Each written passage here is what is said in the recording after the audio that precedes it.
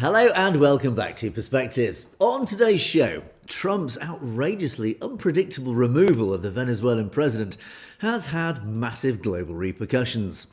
As Sikhs for Justice predictably leveraged the situation to promote the concept of Khalistan, today we'll examine the idea that Modi's India could be next in Trump's crosshairs and what this could mean for the Sikh community. In the UK, the realisation that Sikhs are going to have to protect themselves rather than relying on the state to do so gathers apace. And as another key anniversary of Shaheeds passes, their heroic statements as they face the gallows once again sends a message to each of us today. Well, stay tuned for that and all this and more on today's show. But joining me, sadly, is just myself. It's just me alone today as usual. But we'll be going through loads of comments at the end of the show. So do stay tuned for that. Thank you for all of those who have contributed.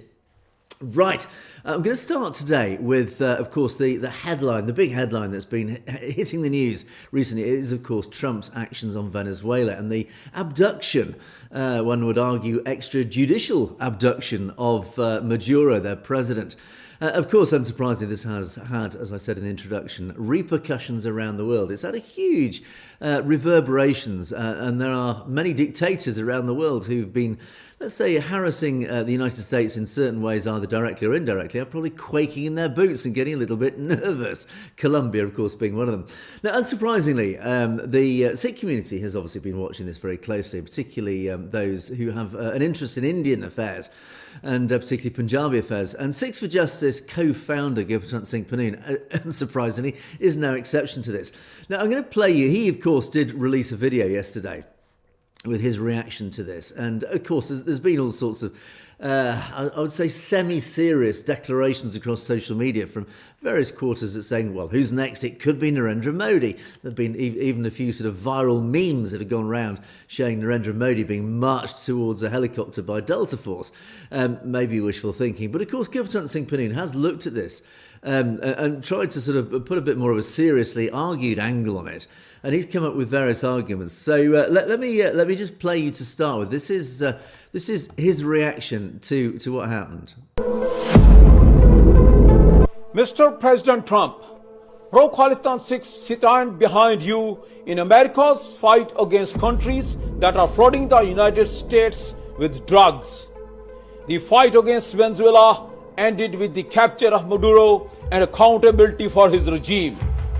But since 2014, India's Modi has declared war against America, a drug war where Indian chemical companies are flooding America with chemical that is used for fentanyl, an economic war targeting American workers and the jobs, an assassination war through plots against American citizens and attacks on Christians, violating fundamental religious freedom, and the Christian in Modi's India are facing existential threat. Mr. President, accountability under US must apply equally, regardless of a country's status or size. So again, there's Gurpratap saying it must equally apply. You must, if this is what you're doing, then you've got to apply your so-called justice equally. He continues. In Bharat and Hindustan, regime change will not work, Mr. President. The structure itself, the Indian system itself is against America. Now that's an important point he raises there. He's saying regime change itself is not enough. The problem goes deeper than this. It is systemic. It is the Indian infrastructure. It is the whole governance model of India that actually is the problem. And you can't, even if you remove Modi, he will just get replaced by another RSS puppet, another RSS representative. In other words, the problem is not going to disappear if you just remove the leader, Narendra Modi. You're going to have to go deeper than that. It's a systemic problem. It needs, of course, being a systemic problem, it needs a much bigger solution. The only solution is the dissolution of the Union of India through democratic self-determination. That's why, Mr. President, Sikhs for Justice is organizing a global Khalistan referendum to liberate Punjab from the Indian occupation.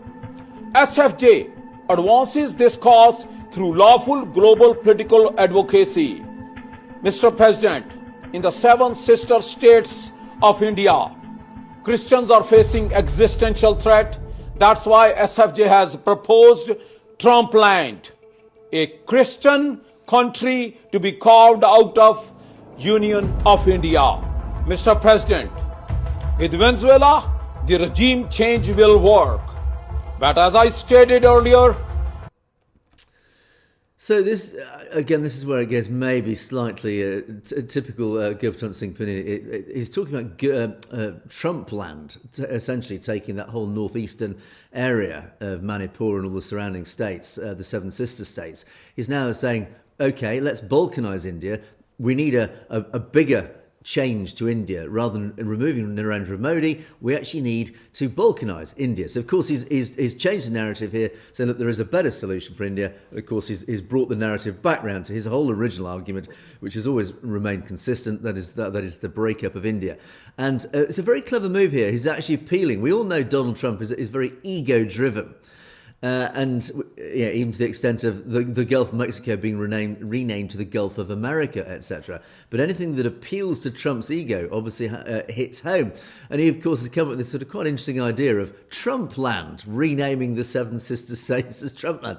So again, it's probably idealistic and slightly unrealistic, but it's a very shrewd attempt by Gurpratap Singh Panini to catch the attention of Donald Trump. with Modi's Hindustan, regime change is not going to work. Dissolution of Union of India on the lines of USSR. And that's where your America First policy is going to be successful. And I can assure you, once Punjab is liberated from the Indian occupation, pro-Khalistan Sikhs, the Khalistan will be the biggest and the closest ally of United States of America in that region.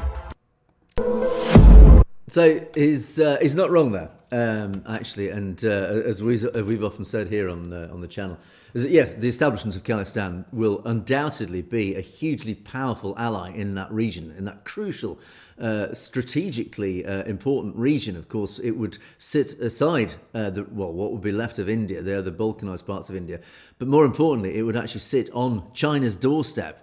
And it would sit also within easy reach, missile reach of Iran, etc. So Khalistan actually would occupy a hugely important stepping stone, beachhead, effectively, in the South Asian region. And of course, hopefully, it would have a coastal region on the Indian Ocean, which again provides all sorts of strategic benefits to its allies, of course, its allies being the United States.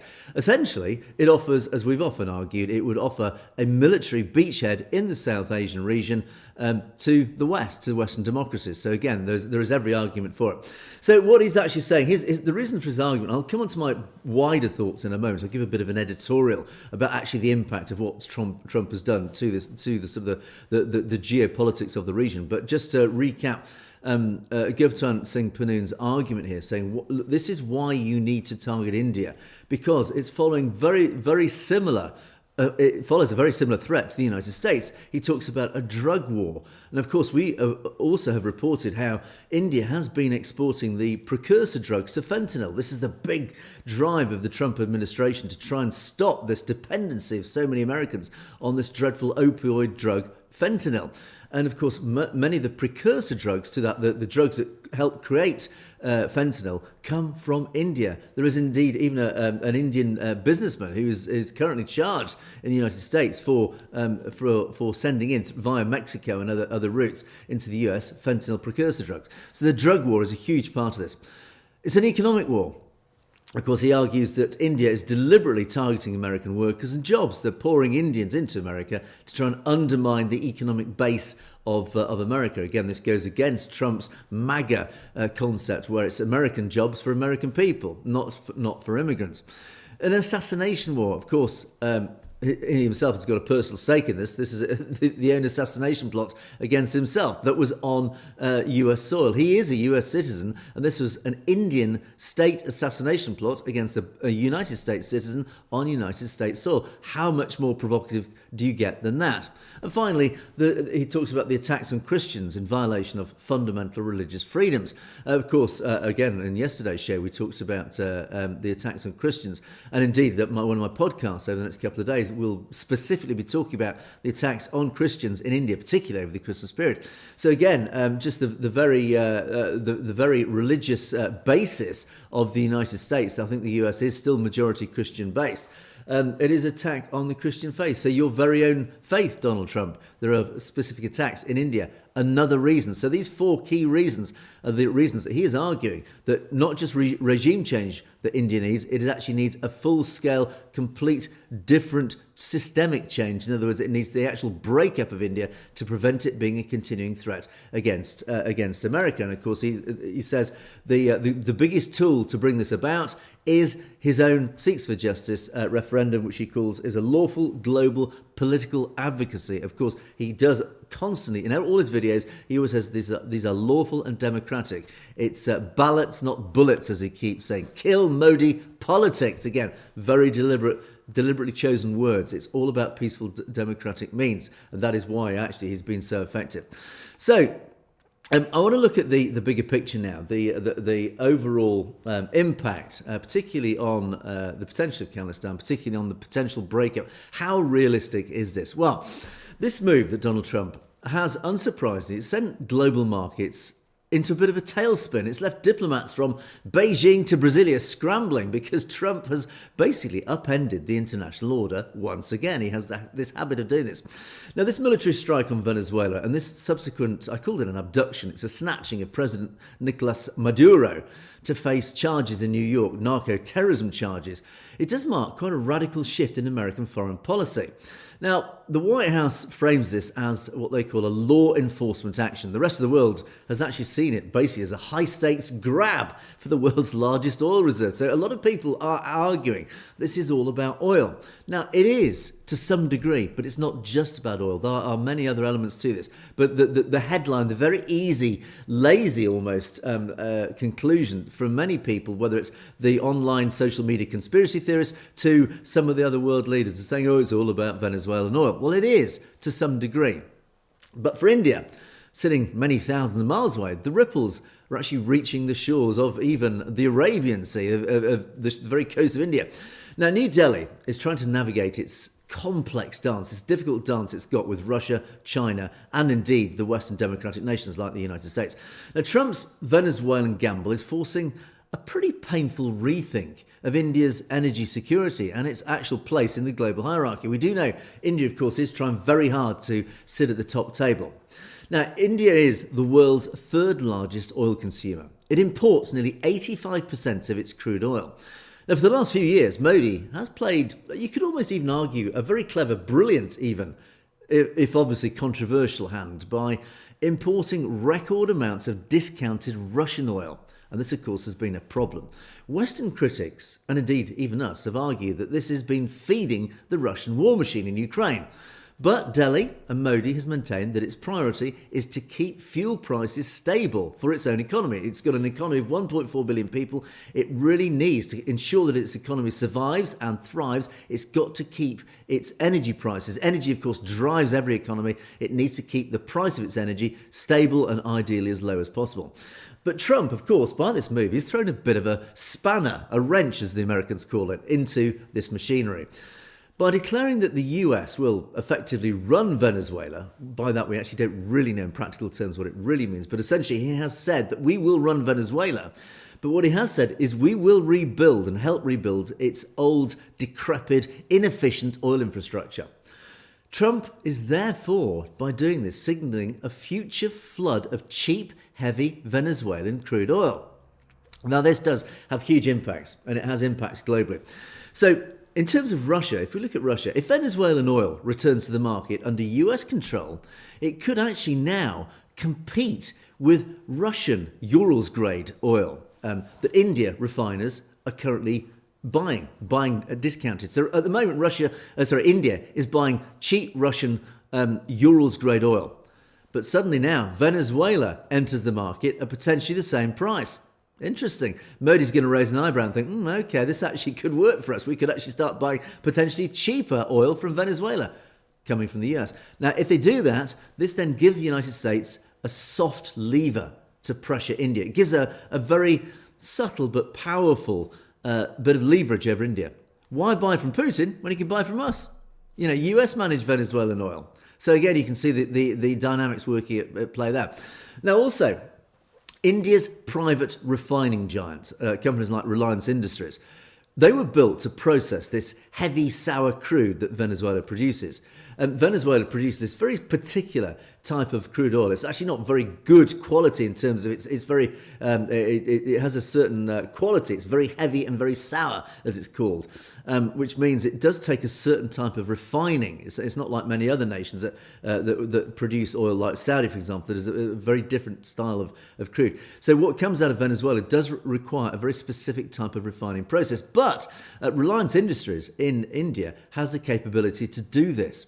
Now, they, at the moment, have been starved of this type of crude since sanctions intensified in 2019 from Russia. They find it hard to get hold of this very specific type of crude. So once you reopen Venezuela, you can start now to see it's a bit of a dream for Indian refinery. And for their margins, particularly for their economic margins. But of course, it does come with this heavy political price tag, total alignment with Trump's vision, what he calls his mercantilist vision, basically his economic vision. So you can see the subtle power of Venezuelan crude starts to seduce India away from Russia back towards America. That's another really powerful reason behind this that is relevant to India. Now, of course, India is part of the BRICS economy, this whole new sort of, well, it's not that new, but it's this organisation that includes Brazil, Russia, India, China, etc., and South Africa. And they have got this sort of this ideal of creating this whole new economy to rival the Western democratic sort of economy that is ultimately dominated by the US dollar. So they are trying to de-dollarize, or at least create a different system that is not so dependent on the dollar. That is what the BRICS economy is all about. Now, so this attack on Venezuela isn't therefore just about barrels of oil, it's also about the dollar. Venezuela was a huge supporter. It was a real proponent of joining BRICS.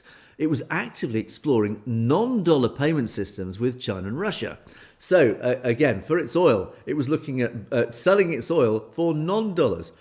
This is why, again, the US was a little bit nervous about Venezuela because its oil is helping prop up this alternative economic system that the BRICS economy was building, the non-dollar system, which also supports the power of China and Russia. It creates independence of China and Russia. It takes them away from dollar dependency. Of course, oil globally tends to be, on the whole, traded in dollars. So by installing this US-backed transition and seizing control of the resources, Trump has effectively chopped off that limb of this growing anti-dollar movement. So again, you can see how important that is for US dominance of the dollar-controlled economy, global economy. Now, China has invested billions in Venezuelan infrastructure, as indeed it has across West Africa, many other nations. China, I've seen it firsthand myself in West Africa, how Chinese money and Chinese power has built huge infrastructure in exchange. It always comes with a sting in the tail. It's always in exchange for essential political control. Now, China's invested billions in Venezuelan infrastructure. It now faces the prospects of its loans being defaulted on by a pro-US regime. Of course, this is going to hurt China deeply. It's starting to lose its grip on this strategically, geographically important location. Venezuela, obviously, looking out over the Gulf of, Mexico, Gulf of America. But Russia, too, loses its most significant strategic foothold in the Western Hemisphere. Now, for India, a founding member of BRICS, this creates a bit of a schism, a bit of a fragmentation, because it creates a bit of a dilemma. Does India stick with its BRICS partners in, therefore, condemning this crime of aggression, or does it pivot? Does it now switch to secure its share of the newly liberated Venezuelan oil? So it actually faces a bit of a dilemma here. Which side do I support? Do I support the US side, the dollar doctrine, the dollar dominance, by buying Venezuelan crude, the benefit to me is it's cheap and it's really going to help feed my economy, or do I try and stick with the old allies of Russia and China and everything that comes along with that? So let's talk about this whole idea of could Modi be next, as Gurpreet Singh Pannu tries to sort of discuss. He says, could Modi be next? Well, most of the whispers in around the world, and including in Delhi, or the power in Delhi, is it's not about oil, it's about sovereignty. The sight of a sitting head of state being abducted by US special forces, again, it's the most incredible thing to see on our screens, but it has posed a bigger question, a darker question. Is any other leader around the world safe from this Trump doctrine? As I said in the intro and earlier on, is that there must be many dictators around the world who are quivering in their boots and actually checking their bunker doors to check I can be safe from the reach, the tentacles of Donald Trump and his special forces. Well, the relationship between Trump and Narendra Modi has always been billed as a bit of a bromance of strongmen. They're both seen as strong leaders. And they're both, at least in the world's cameras, in front of the world's cameras, they have this sort of very amicable relationship. However, the relationship, this sort of fractious relationship over the last couple of years to some degree, over particularly the Pannu murder plot and India's refusal to stop buying Russian oil, has actually created a bit of a sour taste in America's mouth. Because, of course, despite what appears on the cameras, India's behaviour, firstly the Pannu murder plot, the assassination of a potential assassination of an American citizen on American soil, plus the continuing purchase of Russian oil, of course the US knows it's going on, it's really left a bit of a bitter taste in America's mouth. Now the Trump administration has shown it values what it calls transactional realism over long-standing institutional norms. What that basically means is it understands the power of the deal. Deals matter. We need to be realistic about world politics, realpolitik as it's called. We can sometimes brush over certain things, even human rights to some degree, when it comes down to realpolitik. But Trump is no longer bending the rules. He's actually demolishing them, according to many analysts. And some analysts, in fact, one analyst has actually specifically said, and I'll quote this, if India doesn't fall in line with US interests regarding Russia and China, the pressure won't be just through tariffs, it will be personal. Now, again, that's quite a big statement. In other words, Trump, who does take these things personally, as has been proved, is very ego-driven, that he will act on it. So it does raise the questions, will Trump actually turn his sights on India? And of course, that has a huge impact for both the concept of Khalistan, but of course the whole region itself. So this, of course, then brings up the subject of balkanisation. Certainly what Gurpreet Singh Pannu is arguing, the balkanisation of India. Could it create this new map for South Asia? Well, it is the most controversial discussion that's come out of geopolitical circles. And it's whether the US still views a strong, united India as an asset. We often argue on this channel, is India a reliable ally? And we always conclude, well, basically it's not. Now, historically, India has been this bulwark against China. It's been this buttress against China. And that is why it's so important for the West. It does form a potentially hugely important ally for the West against China. But a fiercely independent India, one that leads the global south and ignores US sanctions, is a very different story. And this is actually what we've really seen. In reality, this is what's happening. India has always tried it, since 1947, it's tried its own path. I say that despite its historic relationship with Moscow, of course, but it's tried to be independent. And particularly in recent years, particularly with the BJP doctrine of, it almost follows Trump's doctrine, is make India great, or at least make Hindustan, that's a very key difference, make Hindustan great, the Hindu Rashtra.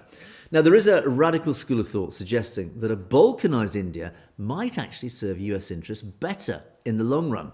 Now, under this scenario, instead of a regime change, getting rid of Narendra Modi, the US might instead subtly, or maybe even more overtly, support secessionist movements. It might actually support the whole idea of breaking up India, because, again, in the long run, it might serve US interests better.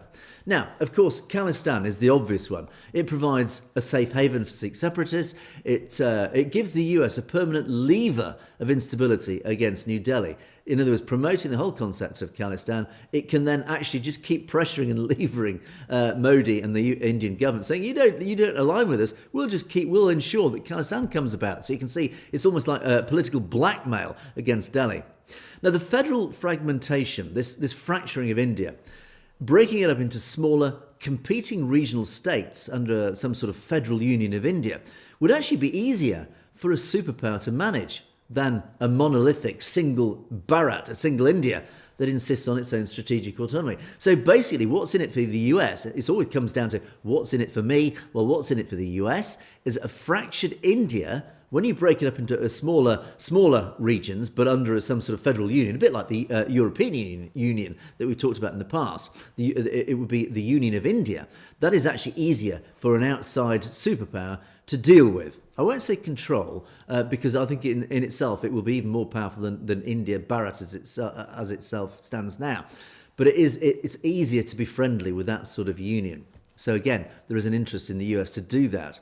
So while publicly Trump assures Modi, and he did so actually at the beginning of last year, that he would work with India against what he calls Khalistan terror very publicly, although again, he's not very specifically said he would, but there have been indications that he will help Modi in his own political domestic issues. The Venezuelan operation, what's happened with Maduro, proves that his administration's assurances can literally disappear overnight if the deal changes. In other words, if he sees a better option, the deal changes. In other words, all bets are off.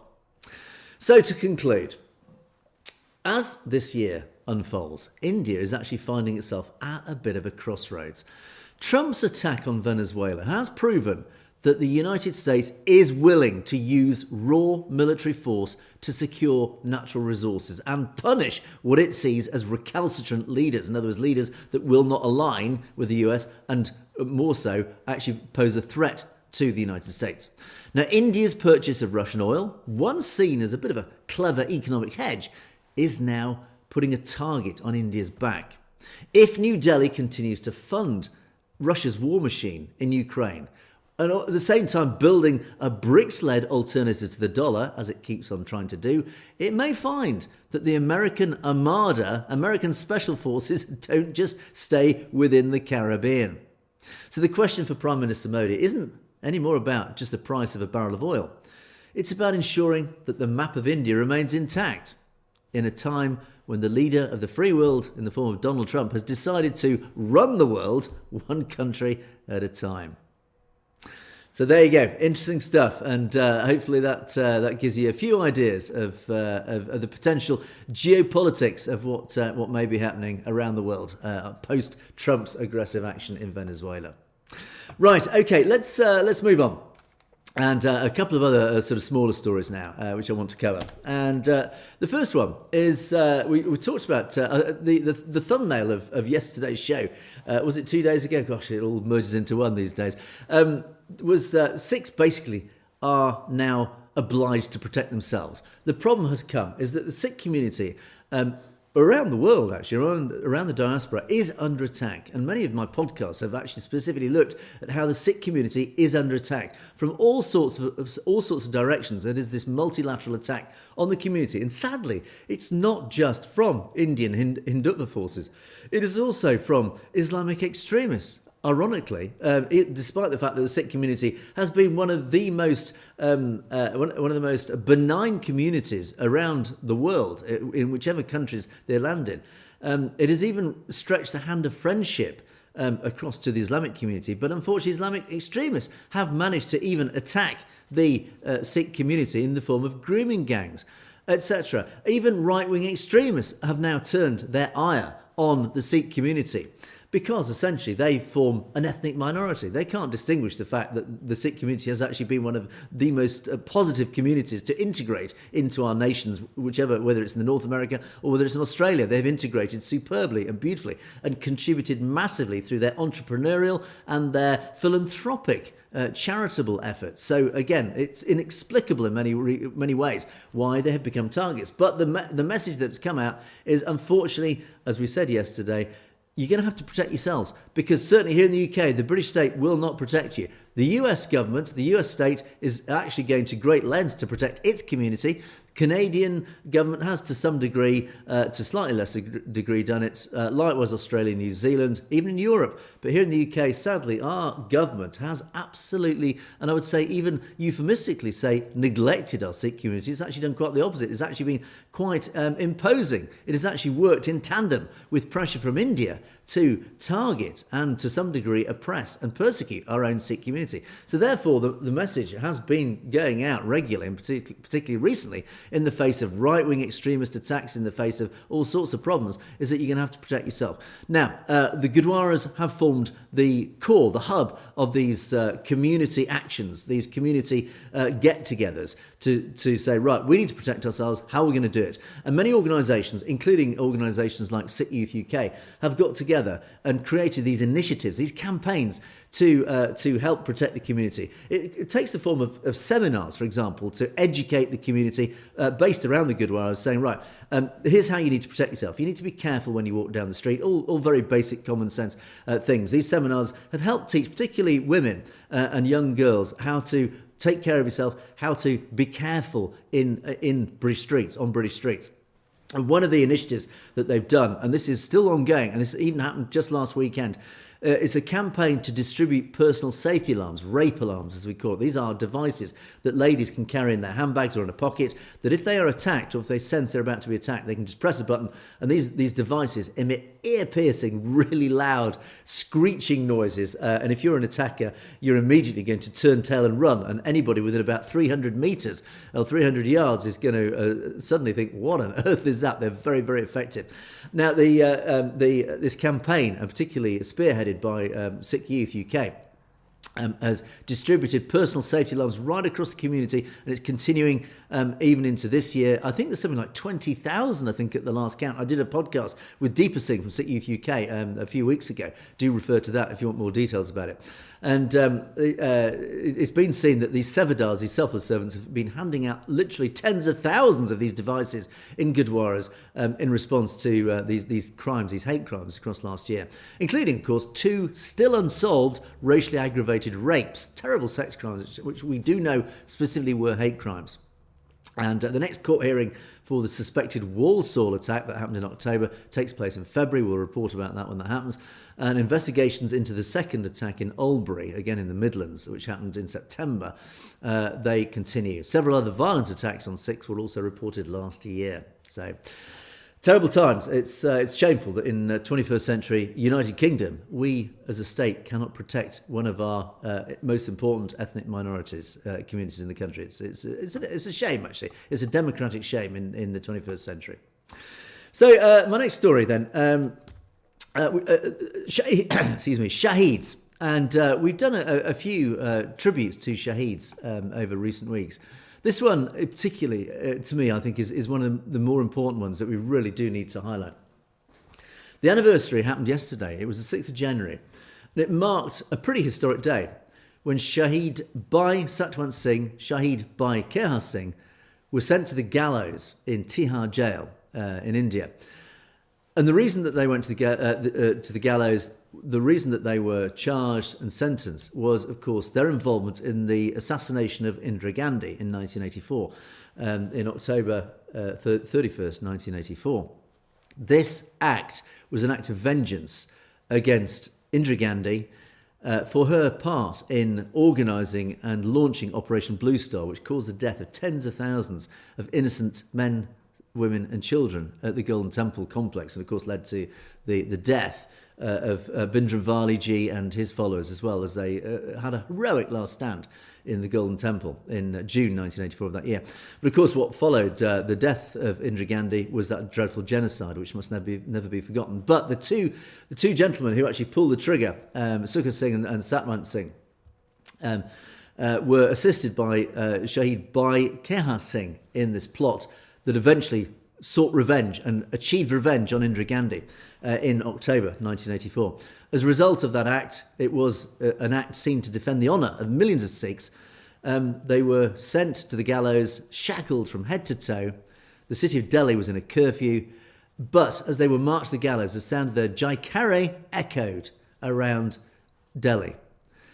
And we pay tribute to these Mahan Shaheed Singhs who restored the reputation of the Sikh nation by avenging the destruction of the Sri Akal Takht Sahib and, of course, that genocide of Operation Blue Star by the Indian government.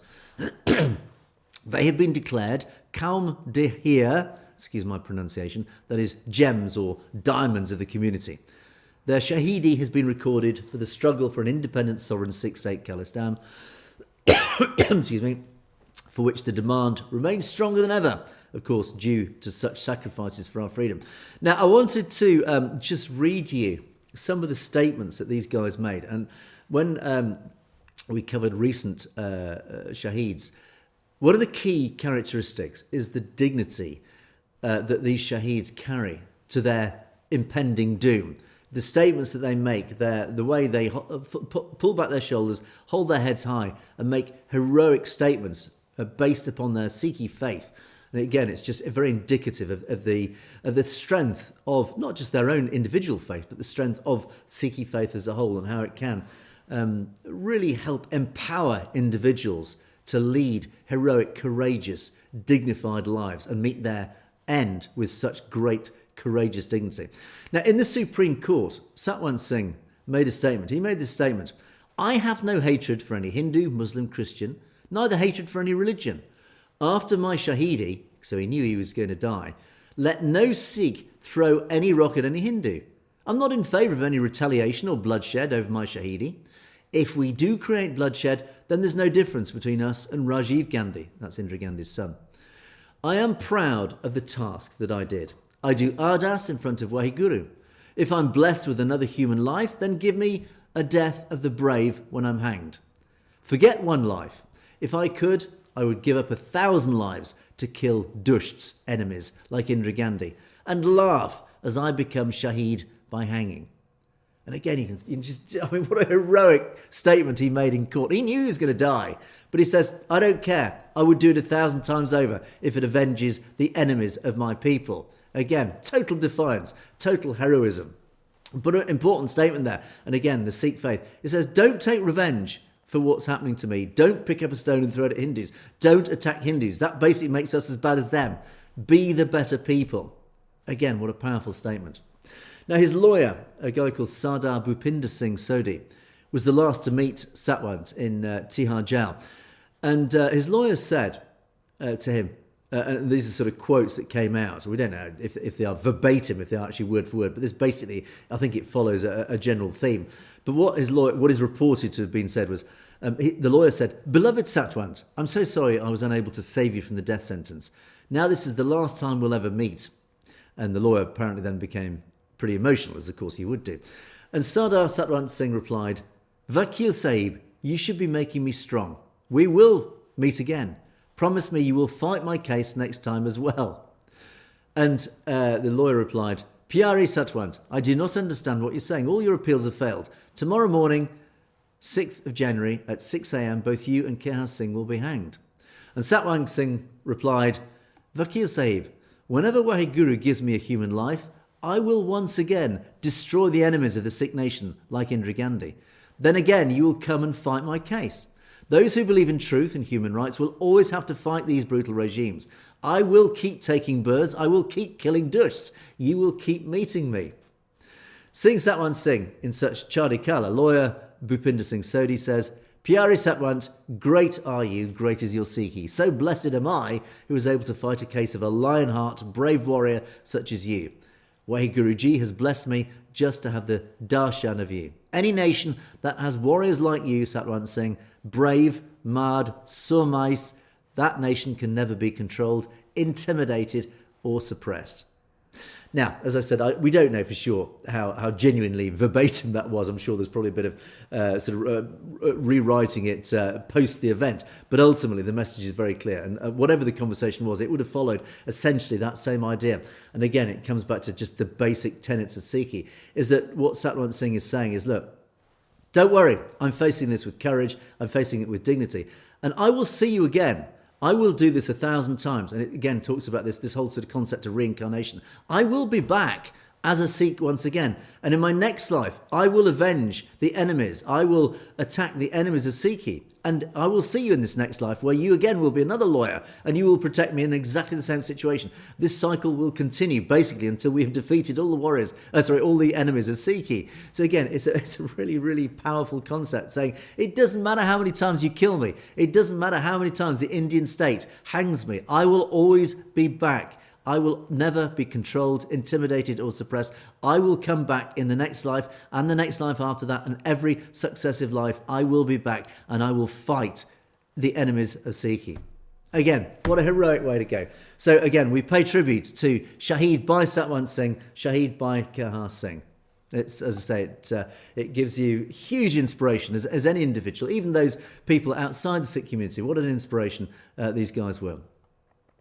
Okay, time marches on, and let's move on to the comments section. Thank you, as always, to my wonderful audience for all your efforts and your contributions, which again always greatly appreciated. Now, interestingly, I want to start with a comment from Lord 13. Now, I've included this comment deliberately because there's been a bit of correspondence I've had with Lord 13. He sent me proof that he commented on a show, I think it was a couple of days ago, and he actually sent screenshots of a comment that he posted up so that it was clear, unambiguous, that he had commented on one of our past shows. That comment then subsequently disappeared. Now, I checked behind the scenes. From our side, it hasn't been automatically filtered by YouTube as it sometimes does. And when it does that, I then approve every comment that gets filtered out. I always approve the comments, however critical, unless they're really just rude, bad language and don't say anything. But I always approve even critical comments. So any comment that gets automatically filtered out in their system, I approve. His comment wasn't there. I therefore checked with our US team in the States and said, any of Surinder Singh's team, have any of you guys blocked Lord 13? Have you removed any comments? Absolutely not. Definitely not. So again, we have absolutely unambiguous proof that something out there is targeting our channel. It's removing our comments. We know it's throttling our traffic. You only need to look at some of the numbers sometimes, particularly when we criticise India. You see how the numbers fall. So we do know that we are being targeted by forces at YouTube, at Google. We do know that Google in Silicon Valley does employ many people from India. And of course, many of those who have certain controls over YouTube will be proxy agents of Hindutva. They will be basically acting on behalf of the Indian state. So it is very likely that these comments are being deliberately removed. Somebody's monitoring our channel and they are removing comments like this and many other. Who knows how many other people's comments have disappeared? We do know many of you have tried to make comments and have said, look, I keep trying to comment and it keeps disappearing. So clearly there is something going on behind the scenes. It is. I mean, again, in a so-called democratic world, certainly in the Western Hemisphere, YouTube is supposed to be subject to democratic norms and the rule of law. It clearly isn't. It's censored. We do know. And also, we wonder, again, how many people are being turned away from our channel? How many people are never seeing our broadcasts because of these activities, again, that obviously come from India? Anyway, the proof is there. But anyway, Lord 13 did make a comment, and thank you if you're watching. Hopefully you are watching this. And thank you for making a comment. Do keep trying. And don't forget, you can always email directly. If you find your comment is removed, is disappearing, send it directly to me at message@satlajtv.com. I will then see it. And if it's worth featuring on the show, I will feature it. So again, if your comment doesn't appear, please send an email to me directly, and I will ensure that if it's worth talking about in this section, we'll talk about it. So anyway, Lord's comment is yeah, it comes back to this situation. We are going to have to defend ourselves.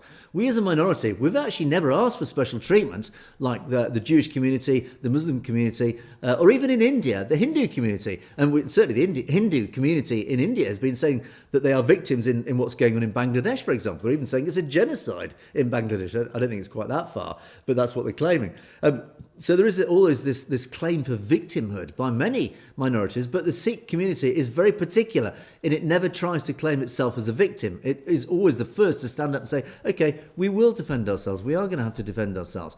And Lord asked the question, do we need recognition of our protected characteristics, including our articles of faith, but recognition of the crimes with an immediate recognition as a crime? Well, again, this is what many of the initiatives, actually even in the UK, are happening, but certainly in the United States, as we reported, is that we are trying to push the official recognition of crimes against the Sikh community officially recorded as hate crimes, because by doing that, the data can then be collected, which then can influence policy, which then actually helps then in a wider context to protect the Sikh community. So yes, absolutely right. That's what the direction of political travel, particularly from the grassroots organisations and their lobbying. Daljit says, I don't get it with Sikhs in the US. I thought people are legally allowed to carry concealed guns for self-defence out there. Well, yeah, I think in some states you are, some states you're not. I think I don't know for sure. Maybe our American viewers can maybe give us some guidance on this. But yes, actually, I know certainly in Texas, for example, you are allowed to carry a concealed gun.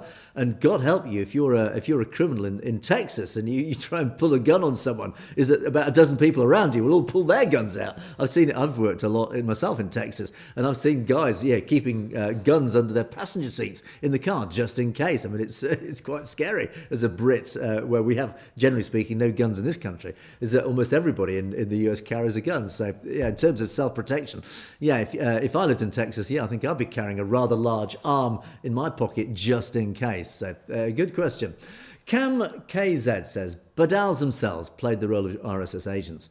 Now they're just trying to stage a comeback by stirring Sikh sentiments. Sikhs know better, and their designs won't succeed. Yeah, this is the Badal family and their involvement, of course, with the Shirmani Akali Dal, their machinations, their manipulations of politics in the Punjab. And of course, I said in my report the other day about how even Badal had said that the RSS are trying to infiltrate.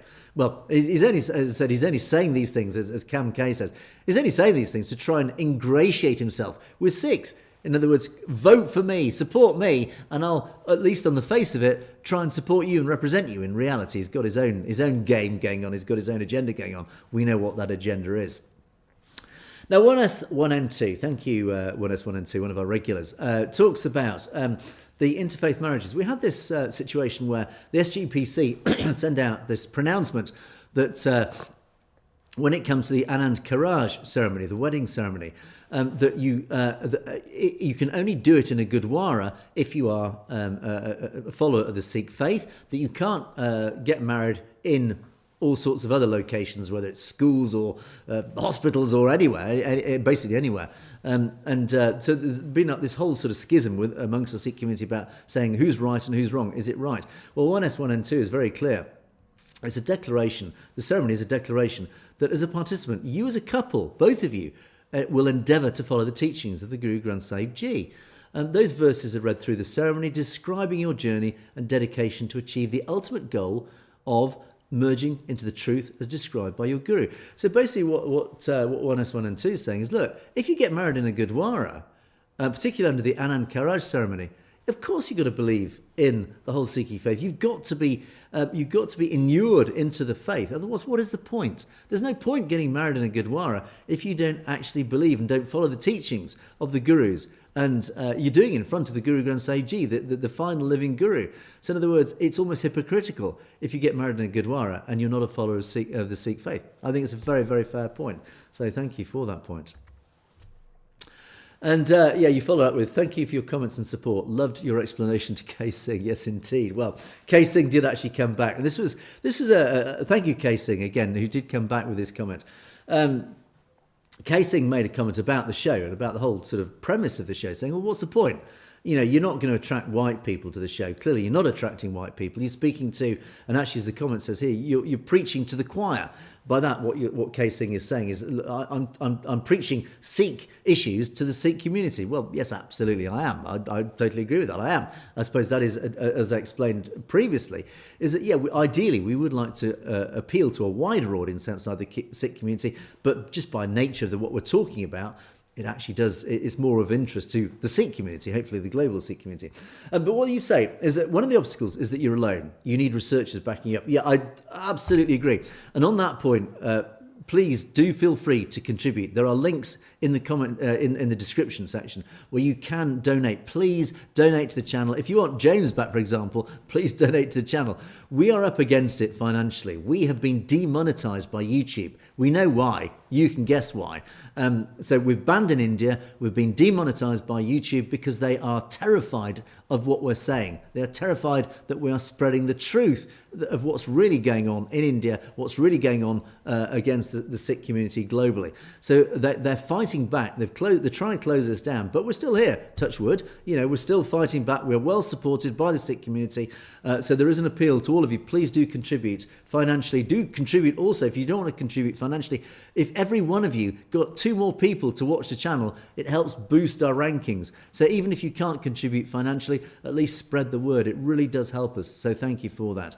But yeah, ultimately, Surinder operates the Punjabi side. He does have a few people helping him. But here on the English side, on the English-speaking side, it is me and me. That's it. Unfortunately, I have to do all the research. I have to do, if there's any script that needs writing, I have to do the script writing. I need to find podcast guests. I need to do basically everything all on my own. I'm not complaining about it. I'm very happy to do it. I do it because I love doing it. I'm very motivated to do it. But ultimately, it means I can't put together a slick show like First Post, as you absolutely say, Kay Singh. I would love to have a team. If there are volunteers who want to get involved, I can't pay you. We can't pay you as a channel yet.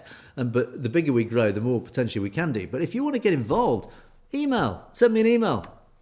If you want to volunteer, I've already said, if you want to get involved on screen, let's talk about issues together. Please do contribute. Ultimately, if you want to contribute from a research perspective, because as I say, most of my time is spent researching, trying to find stories, trying to corroborate the truth, trying to check that those stories are true, etc. That takes a huge amount of time. Now, this show is not as slick as First Post, as Kay Singh says. I'd love it to be, but ultimately it can't be. I do my best, with limited resources and limited time. Time being the most precious thing, of course, is there's only one of me and there's only so many hours in a day. If you want to help get involved, please do get involved. Anyway, but back to Kay Singh's comment. It says, I say it's a he, it might be she, but anyway, look at First Post, it's very slick. Let me give you an example of some topics that would draw white viewers. For example, how Trump came to hate Brahmins, how the submarine religion attacked Winston Churchill, etc., etc. And you say with topics like that, the readership will expand dramatically. Viewers will look forward to the next topic. Another one, when the king of Patiala visited Herr Hitler, etc., etc. It's a tall order, but it's an extremely important avenue. Thank you, absolutely. Yeah, I love this feedback. Thank you, Kay Singh, for the effort that you've taken, the time you spent to do this. I really do genuinely appreciate this. Thank you for the efforts. Because I do ask our audience, and even when James is here, we used to ask our audience, what is it you'd like to see? Are we going wrong? Do you like what we're doing? Give us this feedback. If you think we should be doing things differently, or the stories that we need to cover that we're not covering, likewise. So, Kay Singh, absolutely, totally agree with you. Thank you for this feedback. It has been totally taken on board. I am, as always, thinking about perspectives, how we can improve it, how we can evolve it, how we can develop it. We've been going now for, is it nearly a couple of years? I think it'll be 2 years in June, I think it will be. So we've been around for quite some time now. We're always looking to evolve it. We've lost James, but how do we then take it to the next step, the next era? What do we do next? Big question. I don't know. But thank you for your efforts. And likewise, anybody in our audience, if you've got any thoughts on this, let me know. They're always very much appreciated, and they will be treated with complete sincerity and appreciation. TC, thank you, TC. Final set. You're doing a great job. Thank you, one of our regulars, of course, TC. Thanks for bringing perspectives to us. Well, I do my best. It is an invaluable platform. I certainly hope so. I mean, we're not as slick as many other platforms, but we do our best. And I do try to bring you stories that I hope are very relevant to you.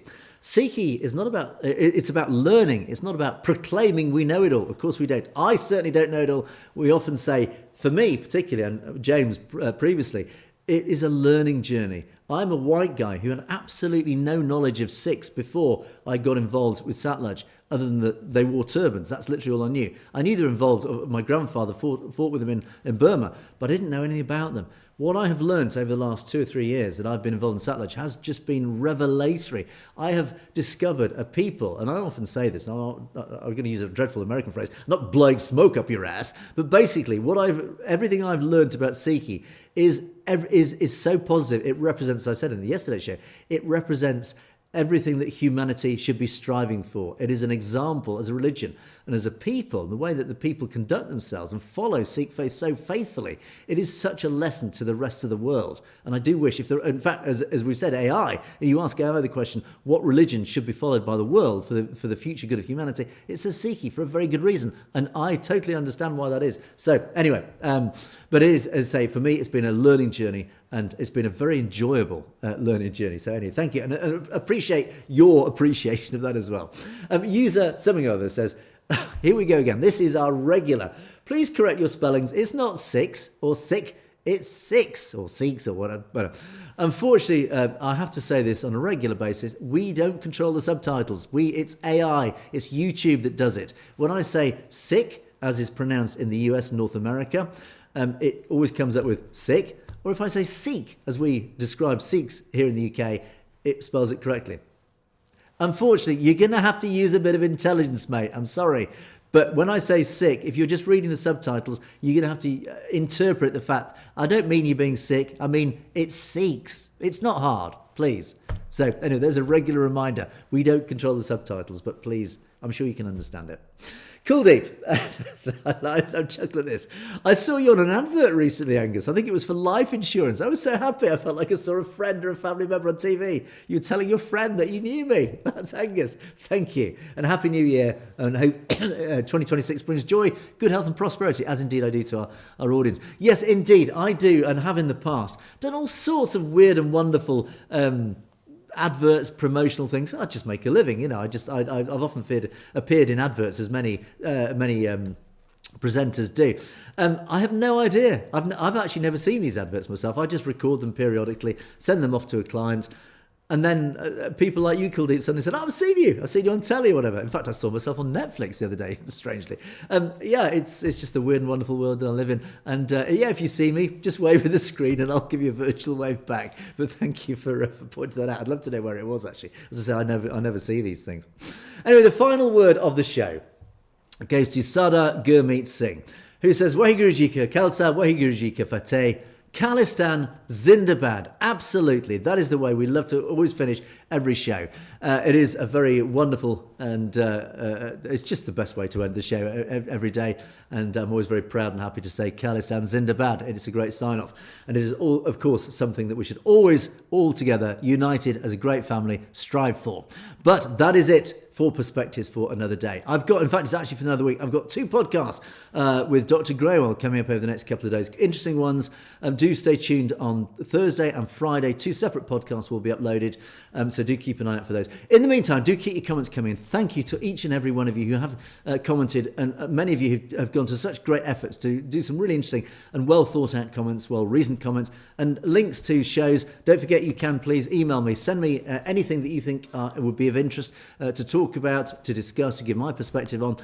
If you want to get involved, email me, please. I'd love for more interaction with our audience. Do get involved in any way, shape or form. If you want to contribute, if you want to help research, as I say, I'm very open to assistance from all quarters. Please do get in touch with the show.